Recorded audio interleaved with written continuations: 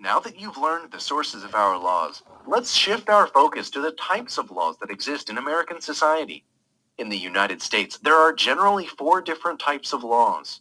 They are criminal law, civil law, constitutional law, and military law. We'll explore each in detail on the slides coming up. First is criminal law. You probably have a good idea of what this means already. Criminal laws make it illegal to perform certain actions, like harming another person or stealing their property. By making these crimes illegal and imposing punishments like jail time if the laws are broken, criminal law aims to make society safer for everyone. The law divides crimes into 2 kinds depending on their seriousness.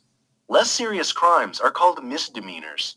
Examples include traffic violations, petty theft of something worth less than $50, trespassing, or minor acts of vandalism like graffiti. The penalties for misdemeanors usually range from a small fine to up to 1 year in jail. More serious crimes are called felonies. Examples include kidnapping, perjury, bank robbery, arson, or murder. Felonies often result in very severe punishments. A felon, one who commits a felony, may spend the rest of his life in prison with no possibility of parole. Some U.S. states even allow capital punishment, the death penalty, as a punishment for the most serious felonies. If someone is suspected of committing a criminal offense, they will probably be arrested, and they must be indicted by a grand jury. An indictment is a formal accusation of criminal charges. The accused can plead guilty or not guilty to the charges. If the plea is not guilty, they will likely face a trial that will be decided by a jury. Civil law is quite different. Civil laws handle disputes between private people or parties concerning non-criminal matters. Some categories that fall under civil law includes divorce, child support, accidents or personal injuries, land claims, contract disputes, and more. In civil cases, no crime has been committed and no laws have been broken. Instead, one party feels like another has wronged them or is responsible for something that's gone wrong. Usually, civil cases take the form of lawsuits. Someone is suing someone else for damages, usually money.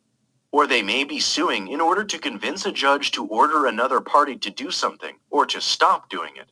Civil trials may be decided by a judge or a jury depending on the circumstances. Another type of law is constitutional law.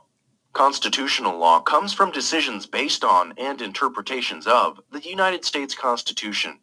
The Constitution was ratified in 1789 and is the supreme law of the United States.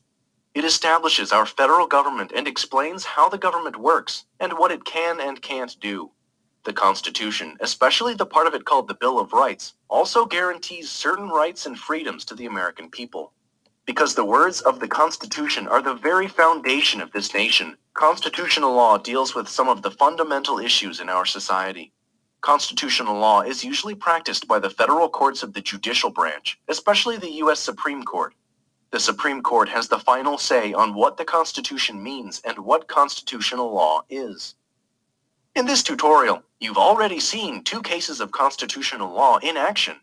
In Brown versus Board of Education and Gideon versus Wainwright, the Supreme Court weighed in on constitutional issues, ordering that schools be desegregated and that even poor defendants are entitled to legal assistance.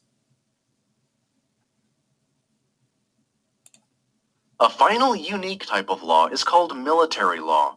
There is a separate set of laws and a separate legal system for members of our nation's military, the Army, Navy, Coast Guard, Air Force, and Marines. A document called the Uniform Code of Military Justice is the foundation of military law.